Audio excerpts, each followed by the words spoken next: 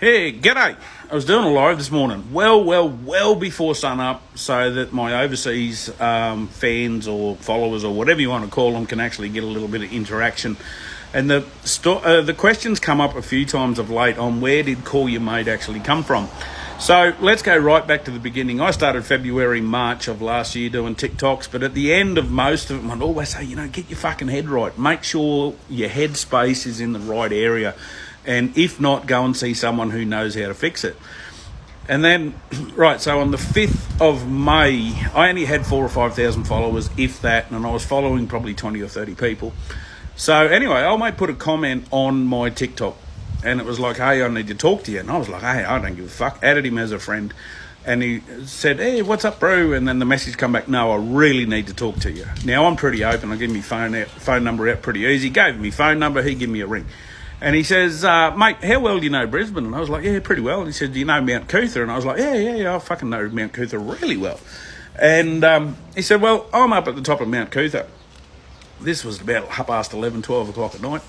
And he goes, I come up here to kill myself. He said, but when I come up here, fucking there's another car in the car park, and I didn't want to put them through the trauma.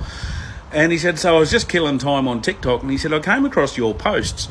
And he was like, fucking, he's a whiskery, grey-haired, old generation type of bloke. And he told me to look after me fucking head. And he said, so I made a phone call to me mate and told him what I was doing. And his mate come up there and sat with him and talked him out of it. And it was from that point on that, that night I was like, hang on, he's called a mate. So from that point on, so the 6th of March last year, I started using hashtag CallYaMate, and it has fucking been overwhelmingly growing since then. And I fucking love it. We got a little bit of merchandise out, but we give more merchandise away than what we sell. The stuff that we sell just finances the stuff that we give away, because I'm running an awareness campaign. I'm not running a charity. Now, in saying that, I just swallowed a fly, sorry.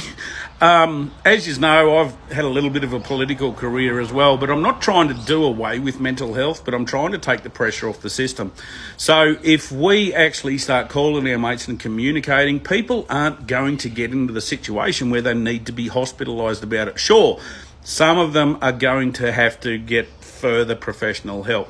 But if we can start nipping mental health in the bud between your mates, between your buddies, then it's going to take the pressure off the system, and those who really need the system might be able to get quicker access to it. I know that sounds a bit pig-headed and euphoric and all the rest of the stuff, but ultimately, let's help ourselves, let's help our mates, and we can all do this together. So, as always, hashtag CallYaMate.